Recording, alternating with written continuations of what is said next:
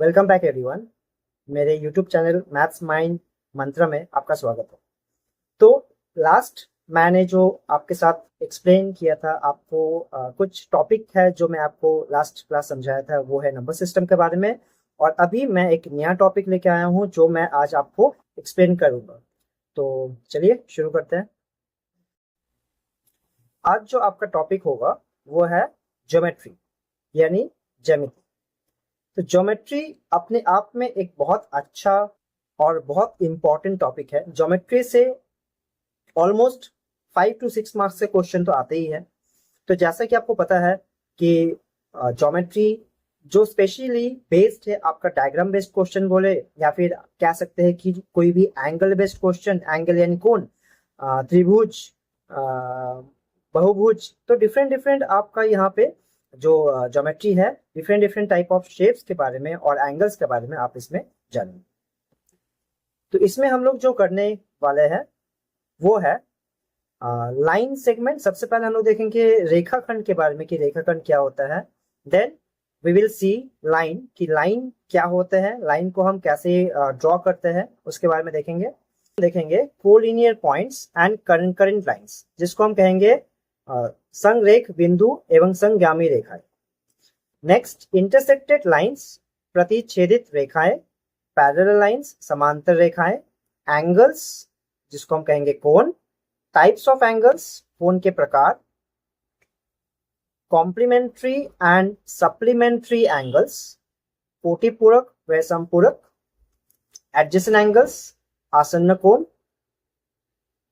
Vertically opposite angle जिसको हम कहेंगे शीर्षाभिमुख कोण, कॉरस्पॉन्डिंग एंगल्स, संगत कोण, अल्टरनेट एंगल्स, एकांतर कोण, इंटीरियर एंगल्स, अंत कोण, angles of a triangle and polygons and their angles, त्रिभुज के कोण व बहुभुज एवं उनके कोण।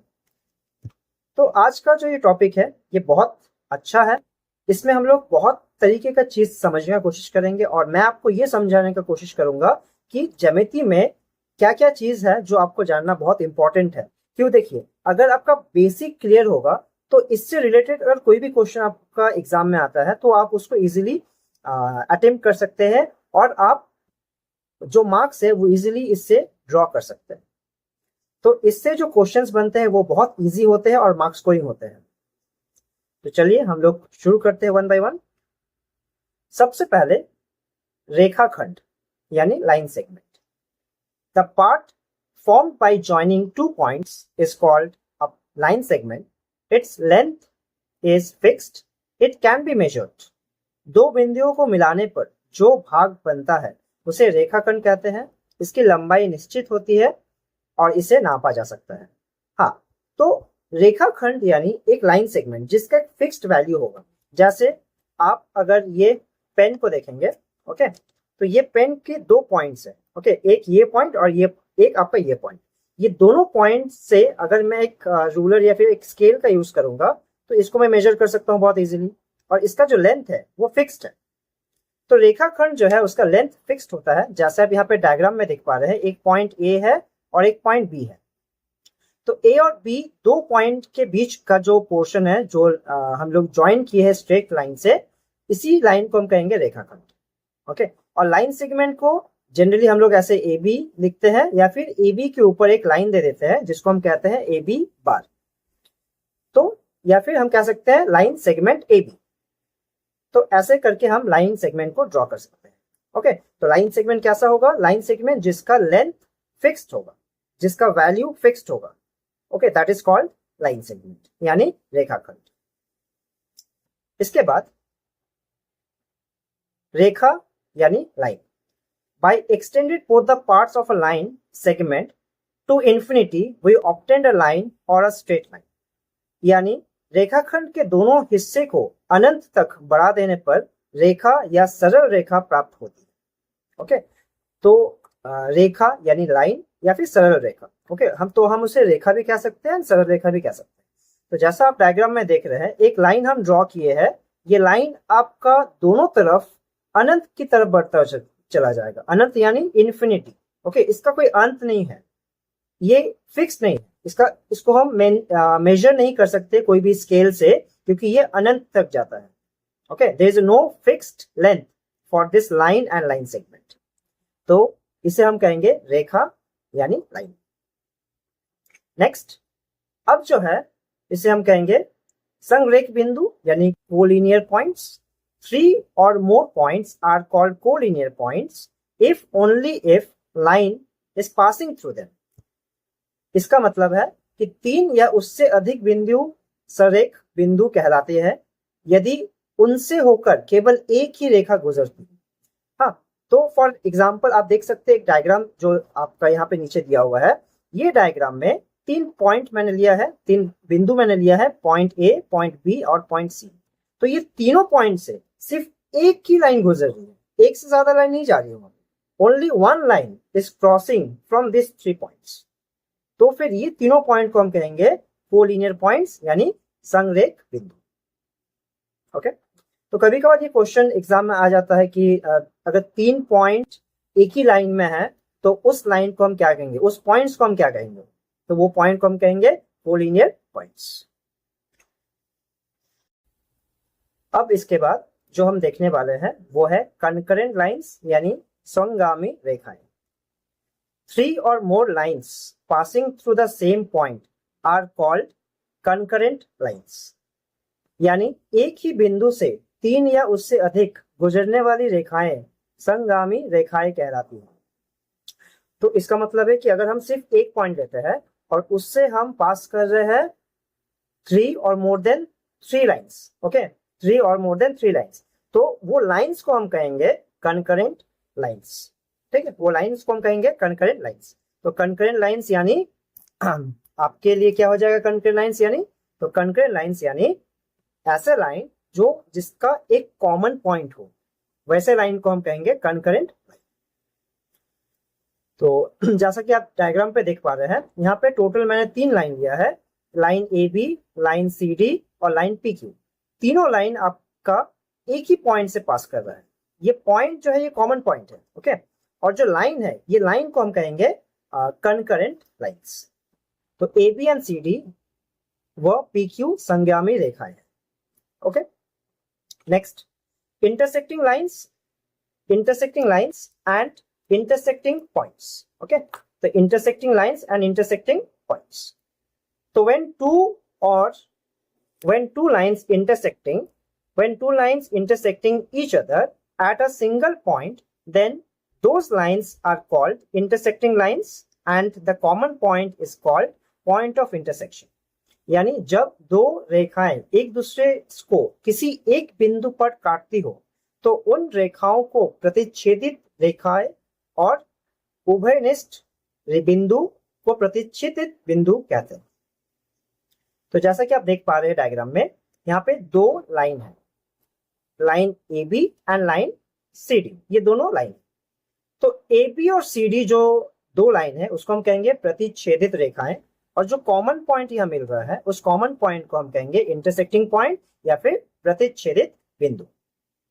ओके, तो ये जो आपका इंटरसेक्टिंग लाइन है, तो हमारे पास कुछ इंटरसेक्टिंग लाइन का कुछ फॉर्मूला भी है जो एंगल से रिलेट होता है, तो वो मैं आपको आगे बताऊंगा। अब इसके बाद जो है पैरेलल लाइंस यानी समांतर रेखाएं। When the distance between 2 lines is always same, then they are said to be parallel lines। Those 2 lines do not meet till infinity, that is they do not have any point of intersection। यानी जब 2 रेखाएं के बीच की दूरी सदैव समान रहे तो उन्हें समांतर रेखाएं कहते हैं। ये दोनों रेखाएं अनंत तक नहीं मिलती हैं, अर्थात इनका कोई प्रतिच्छेदित बिंदु नहीं होता। तो पैरेलल लाइंस जैसे आप देख रहे हैं अपने सामने, जो आपका मोबाइल स्क्रीन है या फिर जो आपका लैपटॉप स्क्रीन है या कंप्यूटर स्क्रीन है, स्क्रीन का अपर पोर्शन देखिए और स्क्रीन का लोअर पोर्शन देखिए, दोनों एक पैरेलल लाइन होगा।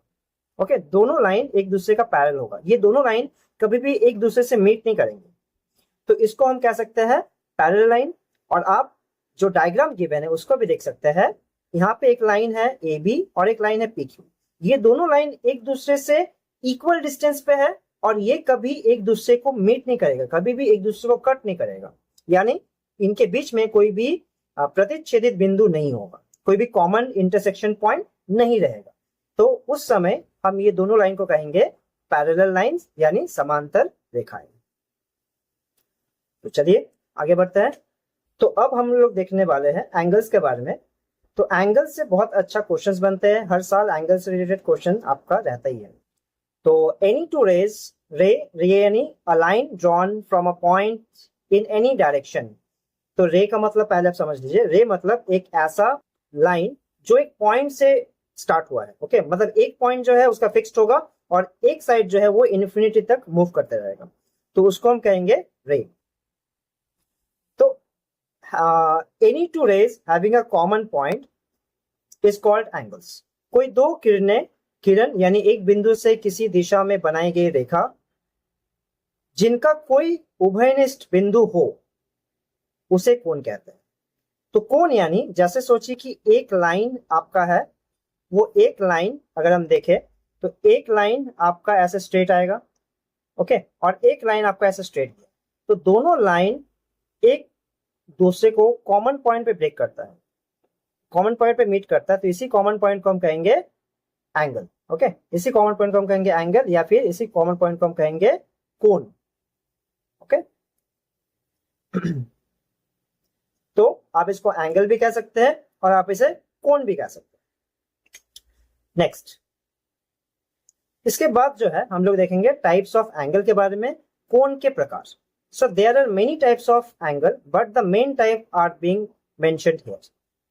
तो कोण बहुत तरीके के होते हैं, बस हम लोग कुछ कुछ कोण यहाँ पे देखने वाले हैं।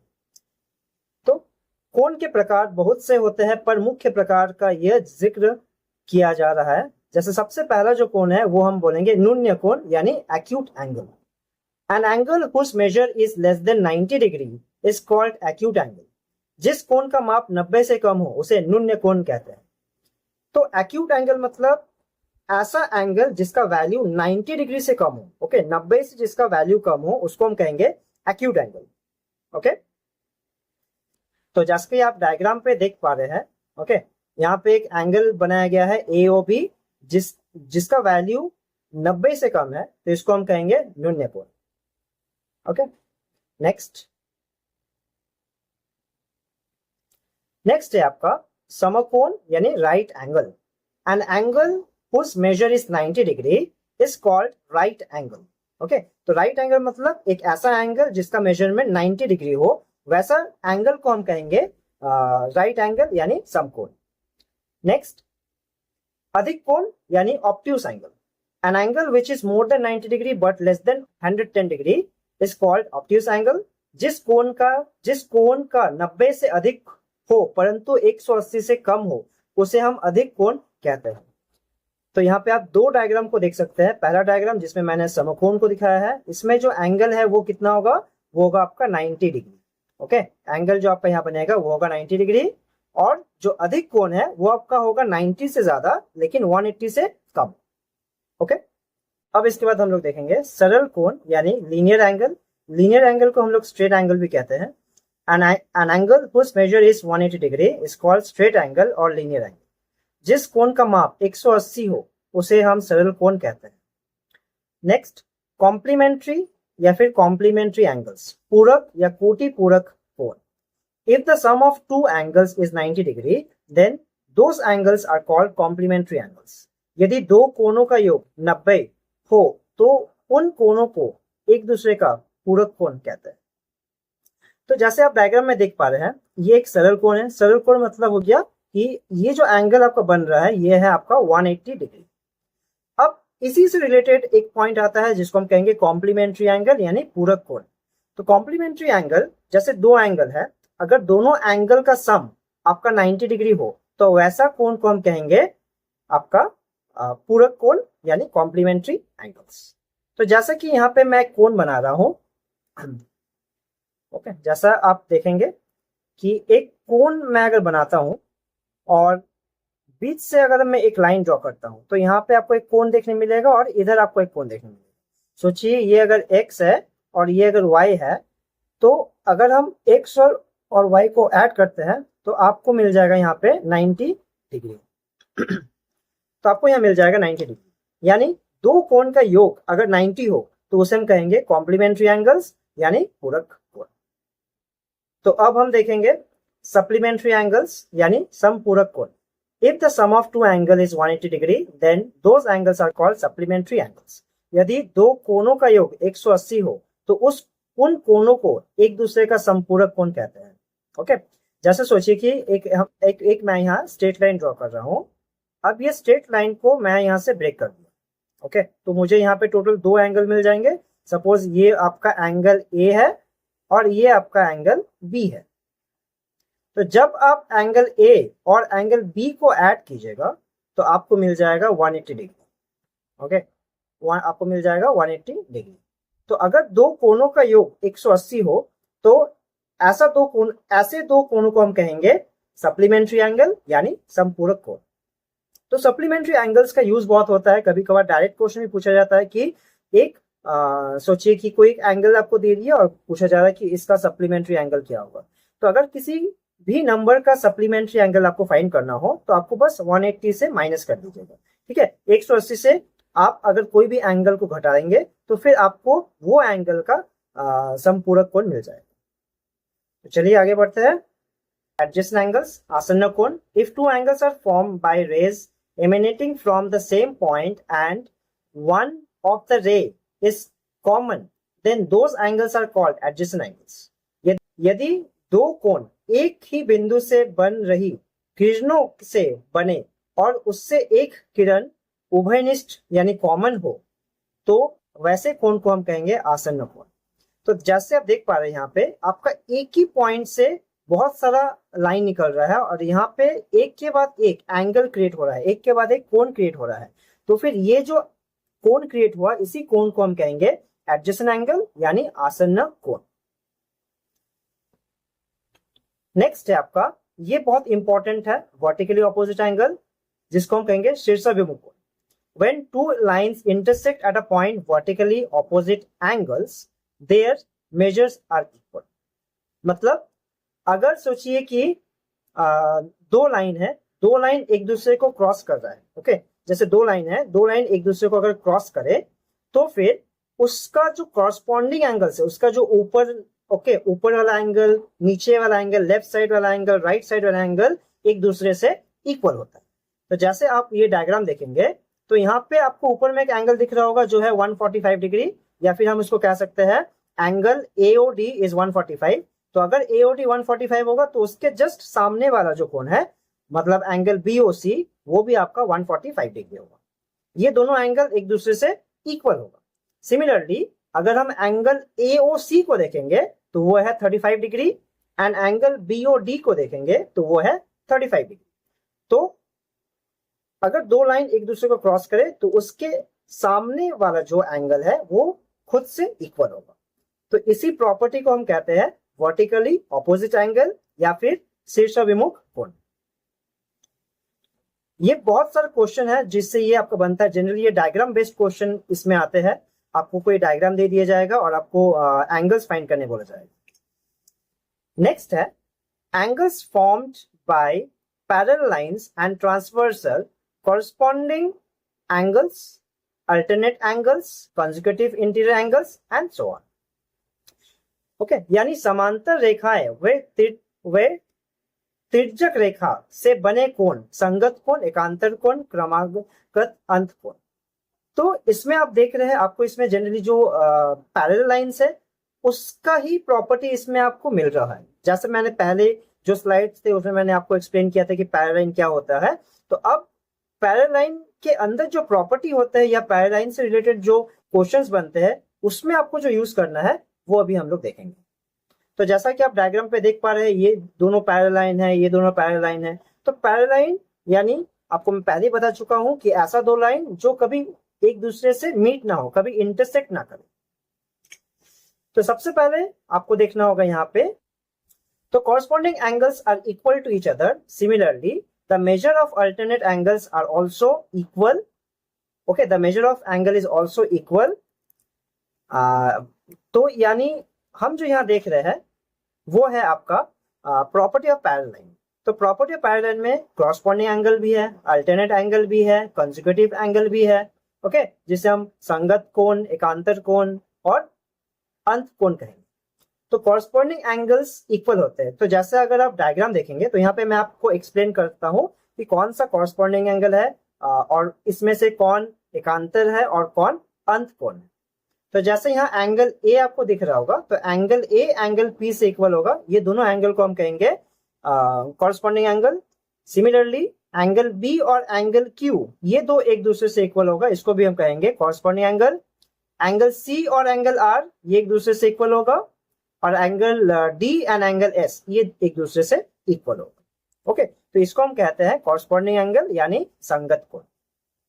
नेक्स्ट, एकांतर कोण। एकांतर कोण मतलब यहाँ पे आपको दिख रहा होगा कि एक जेड फॉर्मेशन हो रहा है। ओके, जेड फॉर्मेशन, जेड बन रहा है। तो जेड के जो कॉर्नर्स है, ठीक है, मतलब एंगल सी और एंगल पी, तो ये एक दूसरे से इक्वल होगा। ओके, एंगल सी और एंगल पी ये एक दूसरे से इक्वल होगा, तो इसको हम कहेंगे एकांतर कोण। Similarly angle D and angle Q, ये भी एक दूसरे से इक्वल होगा, ये भी आपका फॉर्म करते हैं एकांतर कोण। इसके अलावा जो आपको जानना है वो है कॉन्जिक्यूटिव इंटीरियर एंगल्स के बारे में। तो अगर कॉन्जिक्यूटिव इंटीरियर एंगल्स यानी ऐसा दो एंगल जिसको हम ऐड करेंगे तो 180 डिग्री आता है। तो यहाँ पे आपको एंगल सी और एंगल क्यू दिख रहा होगा और एंगल डी और एंगल पी दिख रहा होगा। तो अगर आप एंगल सी और एंगल क्यू को ऐड करेंगे तो आपको 180 डिग्री मिल जाएगा, और अगर आप एंगल डी और एंगल पी को ऐड करेंगे तो भी आपको 180 डिग्री देखने मिलेगा। तो चलिए इसके आगे बढ़ते हैं। नेक्स्ट जो आप देखेंगे वो है angles of triangle and polygons and their angles, यानी त्रिभुज के कोण व बहुभुज एवं उसके कोण। तो the sum of three angles of a triangle is 180 degree. ये एक बहुत इंपॉर्टेंट पॉइंट है, आप इसको मार्क कर सकते हैं कि त्रिभुज के जो तीन कोण है उसको अगर हम जोड़ेंगे तो आपको 180 डिग्री मिलता है। ओके, तो त्रिभुज के अंदर आता है आपका लीनियर पेयर भी आता है। तो लीनियर पेयर मतलब एक रेखा के किसी बिंदु पर एक तरफ बने कोणों का योग 180 होता है। हाँ, दैट मीन्स लीनियर पेयर जो है इसमें आपको ये बताया गया है कि अगर सोचिए एक हम स्ट्रेट लाइन ड्रॉ किए, ठीक है, जैसे ये एक स्ट्रेट लाइन है और यहाँ पे और एक लाइन हम ड्रॉ कर, तो मुझे यहाँ पे दो एंगल मिलेगा। हाँ, तो ये दोनों एंगल को जब आप ऐड कीजिएगा, ओके, मतलब अगर आप x प्लस वाई करते हैं, आप एक एंगल को x और एक एंगल को y ले लीजिए, तो x plus Y equals to आपको मिलेगा 180 डिग्री। ओके, तो ये एक प्रॉपर्टी होता है, ये एक पेयर बनता है जिसको हम कहते हैं लीनियर पेयर यानी रेखिक युग्म। नेक्स्ट आपका है angle subtended at a point, मतलब अगर एक पॉइंट है तो उस पॉइंट पे कितना एंगल बनेगा। तो अगर एक पॉइंट है तो उस पॉइंट में बना हुआ जितना भी एंगल आपको मिलेगा सबका सम होगा 360 degree. Okay, the sum of all the angles formed at one point is 360 degree. एक बिंदु पर बने सभी कोणों का योग 360 डिग्री होता है। ओके, एक बिंदु पे कैसे बनता है देखिए। ओके, मैं आपको समझाता हूं। जैसे हम यहाँ पे एक लाइन ले ली, ठीक है, यहाँ पे और एक लाइन ली, फिर और एक लाइन ले ली, ऐसे करते हुए हम 3-4 लाइन यहाँ पे ले ली। अब आपको दिख रहा होगा कि यहाँ पे बहुत सारा एंगल बन रहा है। ओके, यहाँ पे बहुत सारा आपका एंगल बना, तो ये सारे एंगल का अगर आप ऐड कीजिएगा, अगर सारे एंगल्स को आप जोड़िएगा तो आपको मिलेगा 360 डिग्री। तो इसी को हम कहते हैं angle subtended at a point. अब जो मैं आपको बताने जा रहा हूँ ये है एक्सटीरियर एंगल। एक्सटीरियर एंगल यानी बाह्य कोण। The angle formed by extending the side of a triangle outwards is called an exterior angle. त्रिभुज की भुजा बाहर की ओर बढ़ाने पर बने कोण का बाह्य कोण कहते हैं। तो ऐसा कोण जो आप डायग्राम पे देख रहे हैं, यहाँ पे आपको एक ट्राइंगल देखने मिलेगा जो ट्राइंगल ABC है, और D जो है एक आउटसाइड पॉइंट है, बाहर की तरफ एक पॉइंट है। तो ये जो आपको एंगल 4 यहाँ पे देखने मिल रहा होगा, एंगल 4, तो ये एंगल 4 को हम कहेंगे एक्सटीरियर एंगल या फिर बाह्य कोण। तो ये एक्सटीरियर एंगल का एक प्रॉपर्टी यहाँ पे बनता है जो मैं आपको बताना चाहूंगा। सोचिए अगर आपको यहाँ पे एंगल 4 निकालना है, ठीक है, अगर आपको यहाँ पे एंगल 4 का वैल्यू चाहिए तो एंगल 4 इक्वल्स टू हम लोग लिख सकते हैं एंगल 1 प्लस एंगल 2। ठीक है, एक प्रॉपर्टी यहाँ बनता है जो है एंगल 1 और एंगल 2 को अगर आप ऐड करते हैं तो फिर देखिएगा आपका एंगल 4 आपको मिल जाएगा। ओके, तो ये जो प्रॉपर्टी है इसको हम लोग कहते हैं कि the sum of interior opposite angles is equals to exterior angle. ठीक है, एक एक्सटीरियर एंगल का प्रॉपर्टी बनता है, एक बाह्य कोण का प्रॉपर्टी बनता है कि अगर एक त्रिभुज के अंदर के ऑपोजिट साइड का दो एंगल ऐड करें तो वो बाहर वाले एंगल से समान होता है। ओके, तो इसी को हम कहेंगे एक्सटीरियर एंगल यानी बाह्य कोण। इसके बाद हम देखेंगे पॉलीगॉन के बारे में। पॉलीगॉन यानी बहुभुज। A figure made up of some line segment is called a polygon. Triangle, quadrilateral, pentagon, etc. are example of polygons. तो कुछ रेखाखंडों से बनी आकृति की बहुभुज कहते हैं, जैसे त्रिभुज, चतुर्भुज, पंचभुज आदि बहुभुज के उदाहरण। ओके, तो पॉलीगॉन मतलब बहुभुज, बहुत सारे भुजाएं होती है, उसको हम कहते हैं पॉलीगॉन। ओके, तो जनरली जो पॉलीगॉन है वो ट्राइंगल से शुरू होता है, सबसे छोटा पॉलीगॉन होता है ट्राइंगल। फिर ट्राइंगल का बाद बनता है क्वाड्रिलेटरल जिसको हम चतुर्भुज कहते हैं, फिर पेंटागन बनता है जिसको हम पंचभुज कहते हैं। फिर अब हम देखेंगे रेगुलर पॉलीगॉन के बारे में। रेगुलर पॉलीगॉन मतलब समबहुभुज। A polygon whose all sides are equal is called a regular polygon. All its angles are equal. तो रेगुलर पॉलीगॉन में आपके सारे एंगल इक्वल होते हैं और सारे भुजाएं भी इक्वल होती है। Okay, so all angles are equal and all sides are also equal. ऐसा बहुभुज जिसकी सभी भुजाएं समान हो समबहुभुज कहलाती है। इसके सभी कोण भी समान होते हैं। ओके, तो इसमें जितना भी कोण है वो सारे कोण समान होंगे और जितने भुजाएं है भुजाएं भी आपका इक्वल होगी, तो इसे हम कहेंगे रेगुलर पॉलीगॉन। अब पॉलीगॉन के कुछ यहाँ पे एंगल से रिलेटेड प्रॉपर्टी है जो आपको जानना होगा।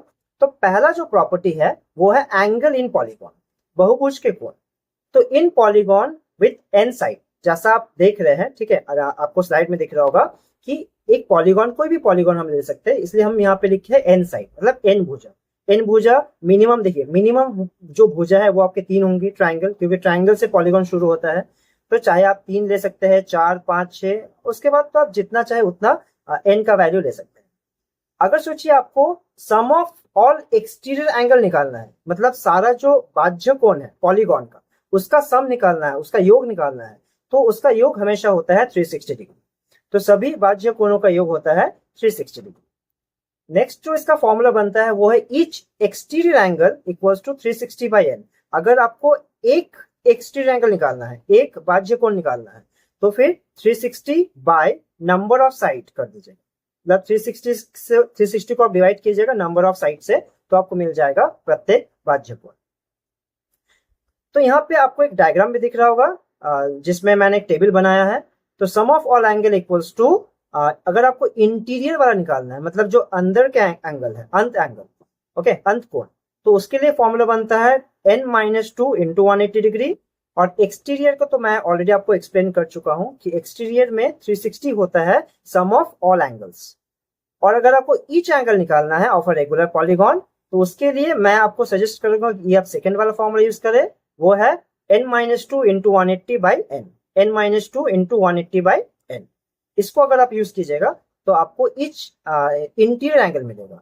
और अगर आपको ईच एक्सटीरियर एंगल फाइंड करना है तो फिर हम यूज करेंगे 360 डिवाइड बाई n। n मतलब नंबर ऑफ साइड्स। ओके, तो जितनी भुजाएं होंगी वो आपका हो जाएगा n का वैल्यू। अब एक एग्जांपल देखते हैं।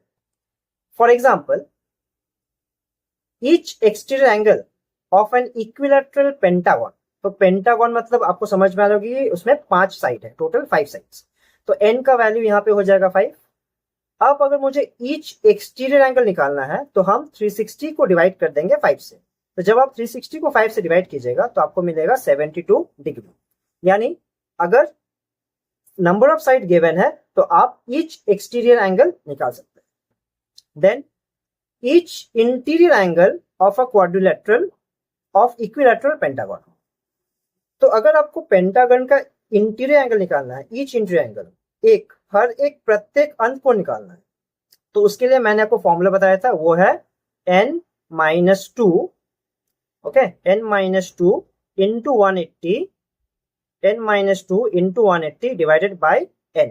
ओके, तो n का यहाँ पे आपको वैल्यू बनता है 5, तो 5 - 2 इंटू 180 बाई 5, तो 5 माइनस 2 मतलब 3 होता है, तो 3/5 इंटू 180, तो इसी को जब आप सॉल्व कीजिएगा तो आपको मिल जाएगा 108 डिग्री। ओके, तो आप देख पा रहे हैं कैसे इजीली ये सब सम आप फाइंड कर सकते हैं, इजीली ये सब क्वेश्चन जो है वो आप सॉल्व कर सकते हैं। लेकिन आपको ये फॉर्मूला जानना पड़ेगा, आपको ये जानना होगा कि कैसे हम ईच इंटीरियर एंगल निकाल सकते हैं बाय यूजिंग फॉर्मूला, और कैसे हम ईच एक्सटीरियर एंगल निकाल सकते हैं बाय यूजिंग फॉर्मूला। तो आई होप आपको यहाँ तक समझ में आया होगा, और अगर आपको कोई भी पॉइंट पे कोई भी दिक्कत है तो प्लीज आप कमेंट करें, ताकि मैं आपके जो प्रॉब्लम है उसको कमेंट में सॉल्व कर सकूं। और अगर आप कोई और वीडियो भी चाह रहे हैं तो उसका टॉपिक का नेम आप कृपया करके कमेंट में दे दें, ताकि मैं आपके लिए उस टॉपिक के ऊपर कोई वीडियो बना सकूं, ताकि आपका ये जो एग्जाम है उसमें आपका हेल्पफुल हो। तो बस आज इतना ही। आप इसे लाइक करें, शेयर करें, सब्सक्राइब करें। आप सब्सक्राइब करते हैं तो हमें अच्छा लगता है। तो थैंक यू एवरीवन, फिर मिलते हैं। नमस्ते।